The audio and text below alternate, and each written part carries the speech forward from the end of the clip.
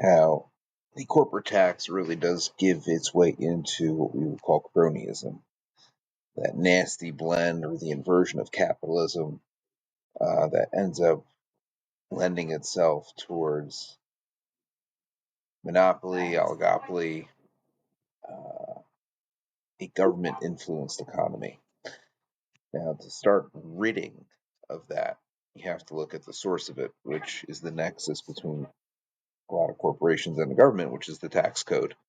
So typically, what we're always thinking about from the left is the only option is let's just raise taxes and let's use it to fund all our programs and let's use it to quote unquote make the rich pay their fair share, which we've mentioned in previous posts that it doesn't impact that because the corporation is an entity, it's not a person. The CEO is not a corporation itself.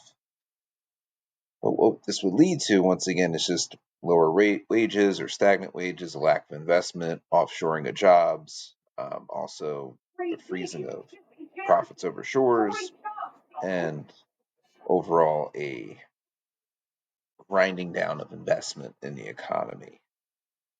From the right, and like most, it's hard to say the right, but most typical Republicans just want to kind of keep the status quo, maybe tinker with the rates on the margins, all while keeping the subsidies to corporations intact as well.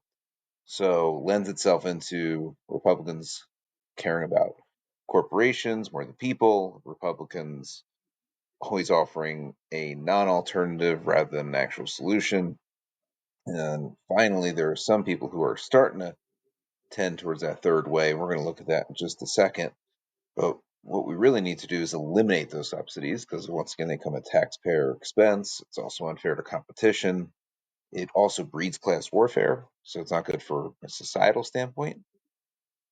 The third way is why don't we look to get rid of the whole thing, cut government spending, and let part of that government spending when we have to scale back spending to create the fiscal space is cut corporate welfare. That's going to get us a significant way there. And from that, the Want some taxes more that oatmeal, eventually get bud? passed on to labor and to the shareholders go away.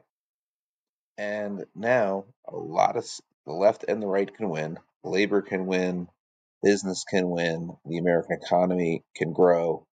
And from that standpoint, once again, corporations do not pay the taxes. If you think about an empty vessel, right? That vessel is just leaking when you pour something down it. So that tax will just eventually leak out to wages, dividend, shareholders.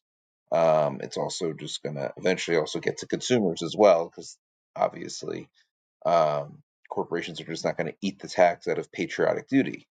Just thinking about this from like an invoice kind of metaphor, right? It's going to be baked into the processing of the good or service.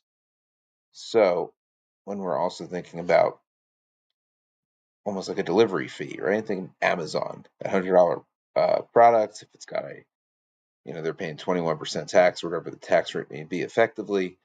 That without a doubt, it can be related to almost like a delivery fee. It's going to be baked into the cost of production.